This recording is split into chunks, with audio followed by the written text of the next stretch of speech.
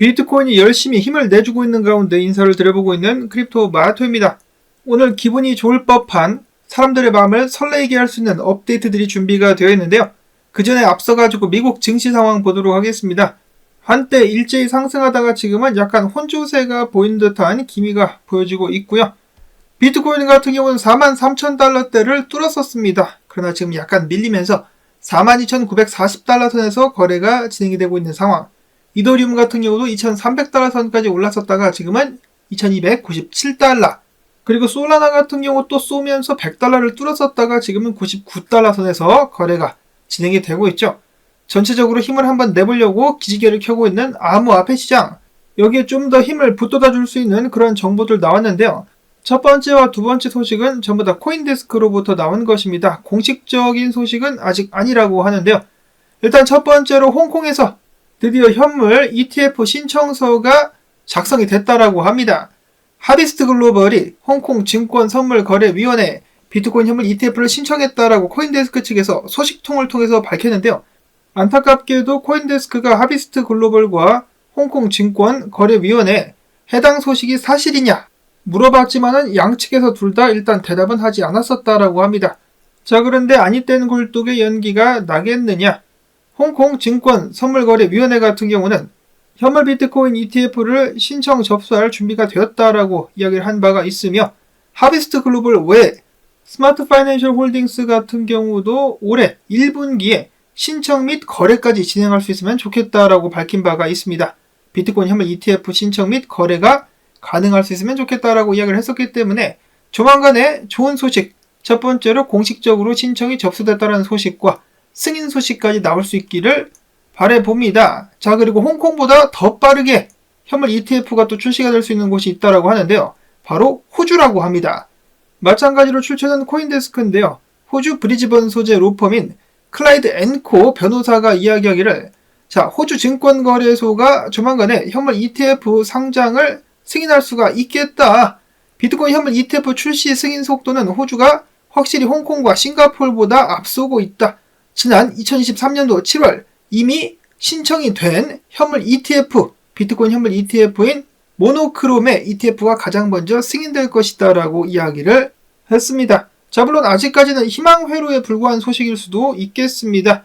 자, 근데 일단 신청서가 접수가 됐고 미국에서 승인이 났기 때문에 호주에서도 조만간에 현물 ETF 승인됐다는 소식 나올 수 있게 되지 않을까. 그래서 캥거루 펌핑, 더 나아가서는 홍콩으로부터 홍콩 알매 펌핑까지 쫙 이어지면서 비트코인에게 힘을 실어다 줄 수 있기를 기대해 봅니다.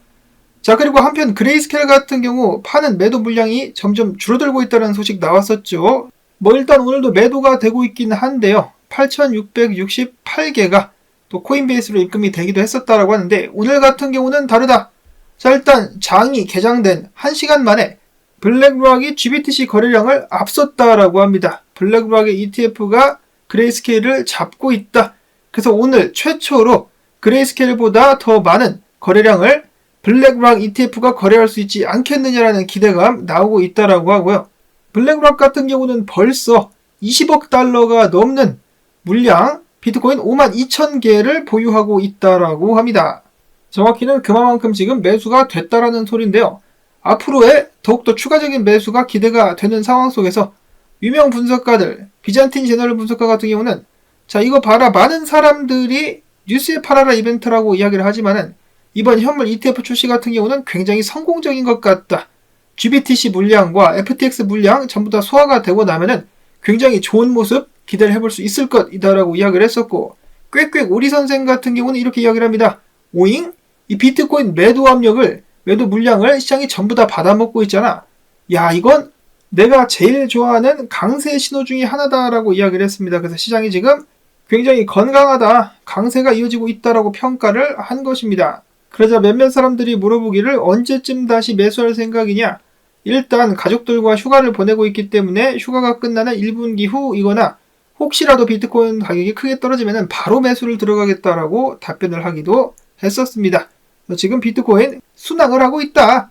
한편 그레이스케일 같은 경우는 물량, 비트코인 보유 물량이 아직 50만 개 정도가 된다라고 합니다. 자, 이 물량 전부 다 팔리지 않고 이제 서서히 보유하는 쪽으로 넘어갈 수 있기를 바라보고요.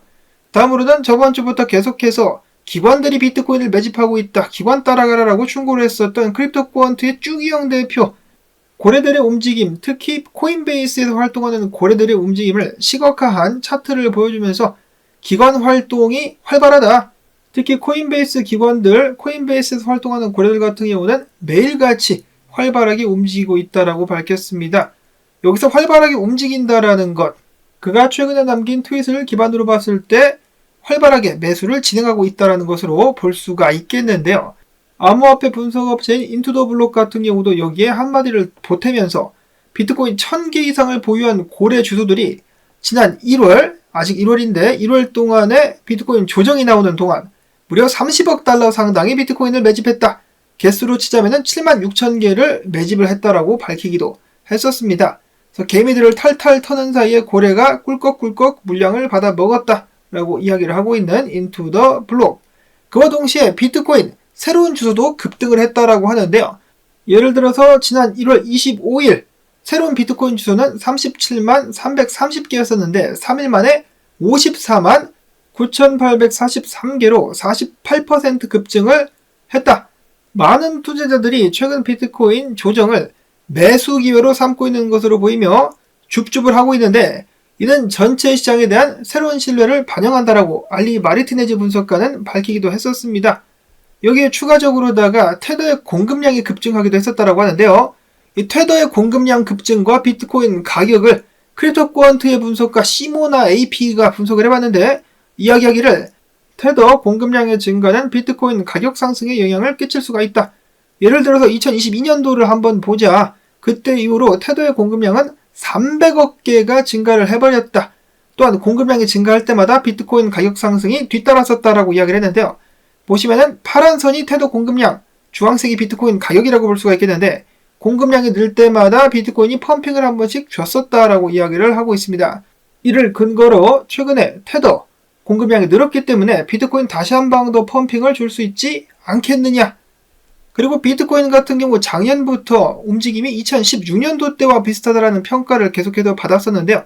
만약에 해당 패턴, 2026년도 때의 패턴이 반복이 된다. 그러면 1월달 조정받고 2월달부터 다시 한번 강세가 이어질 수 있을 것이다 라고 분석가 젤은 밝혔습니다.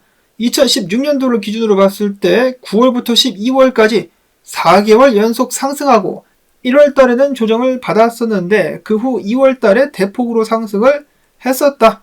만약에 이것이 이번에도 반복이 돼버린다. 그러면은 2월달도 가자를 외칠 수 있게 될 가능성이 높아진다 라고 이야기를 한 것입니다. 자, 과연 2016년도, 17년도가 재현될 수 있을까? 시장 조사기관인 10X 같은 경우는 이렇게 이야기를 하기도 했었는데요. 만약에 비트코인이 43,000달러를 돌파하고 안착을 해버린다. 안착을 하게 되면은 추가적인 상승이 쭉 나올 수가 있기 때문에 롱 포지션에 동참을 해야 된다라고 주장을 하기도 했었습니다. 지금 보시면은 상승 추세에서 비트코인이 밀려 내려왔는데 43,000달러에서 안착할 수 있다라면은 해당 추세 위로 다시 비트코인이 올라갈 수가 있기 때문에 추가적인 상승이 나올 수가 있다라는 것이죠. 또한 그는 엘리엇 웨이브를 본다라고 하는데요. 지금 3파에서 4파 조정이 끝났다라고 이야기를 하면서 5파 상승이 나올 차례다라고 주장을 하고 있습니다. 5파가 지대로 쏘게 된다 그러면은 5만 달러 위로 상승할 가능성도 있다라고 이야기를 한 것이죠. 자, 과연 비트코인 5만 달러 한번 갈 수 있을 것인가? 희망 회로 및 희망 분석이 찰지게 돌아가고 있는 상황 속에서 트위터 분석가들은 뭐라고 하고 있는지 한 번씩 보도록 하겠습니다. 일단 엑시트 펌프 분석가는 이야기하기를 OKX 중국계 거래소에서 오늘 누군가가 2,500만 달러어치 비트코인을 사들였다라고 이야기를 합니다. 이런 움직임은 과거 비트파이넥스에서도 한번 연출이 되기도 했었는데요. 자, 이거 누굴까요? 중국 갑부가 자산을 숨기기 위해서 비트코인을 대량 매수한 것일까요? 자, 한편 비트코인 현물 매수는 계속되고 있으면서 지금 상황이 건강해 보인다라고 그는 평가를 하기도 했었습니다. 렉트캐피탈 분석가 같은 경우는 비트코인의 모습을 보아하니 상단 43,786달러 선을 테스트하러 올라가게 될 가능성이 있다라고 밝히기도 했었고요. 트레이더 엑소 분석가 같은 경우는 나는 이런 식으로 거래를 하려고 마음을 먹고 있었는데 지금 그대로 가고 있다. 그래서 43,500달러까지 일단 가주게 된다면 내 목표가는 달성하게 되는 것이다 라고 이야기를 하기도 했었습니다.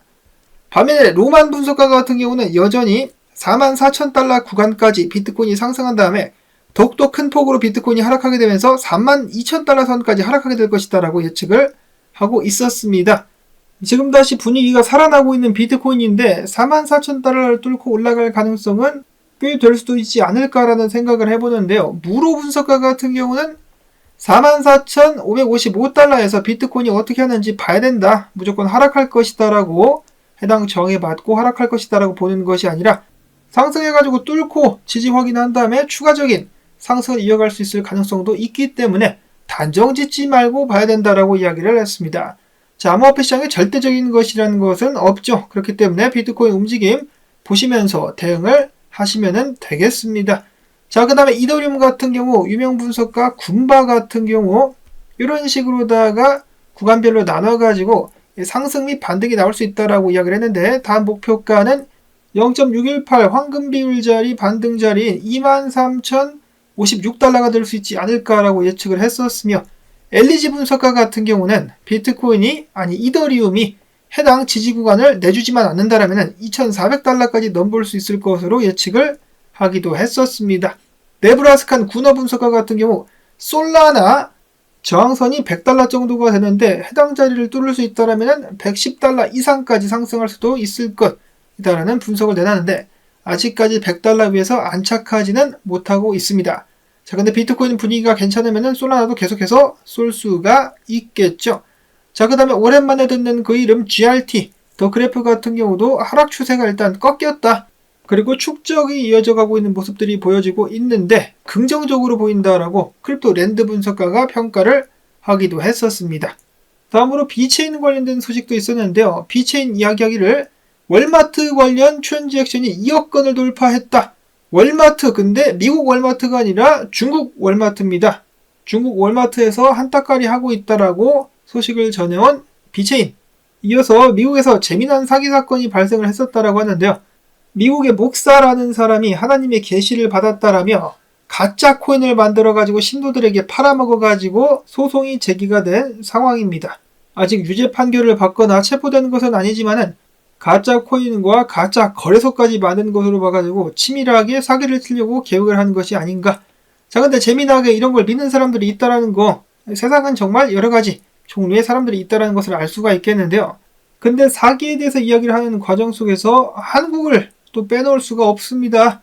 지난 6월부터 암호화폐 관련된 투자 사기가 월 평균 215건이 신고가 됐다라고 합니다. 정말 아까운 게 여기서 한 100건만 더 추가가 됐었어도 매일같이 투자 사기가 신고가 됐었다는 것으로 평가를 해볼 수가 있겠는데 하루당 한 건은 채우지 못했습니다. 자, 그렇지만 보시면 어떻습니까? 한국의 이 좁은 나라에 어마어마하게 많은 사기꾼들이 드글드글 대고 있다는 것을 알 수가 있겠죠. 언제나 시청자 여러분들께서 자나깨나 사기꾼들 조심, 스캠코인 조심하실 수 있기를 바라면서 오늘도 나온 정보들 도움되셨다면 가지야라는 의미에서 광조댓 특히 광고 한 편만이라도 마지막까지 틀어주기 및 클릭을 통해서 크립토토마토 유튜브 채널 지원을 부탁드리면서 저는 다음에 또 새로운 소식 가지고 인사를 드리도록 하겠습니다. 가지야!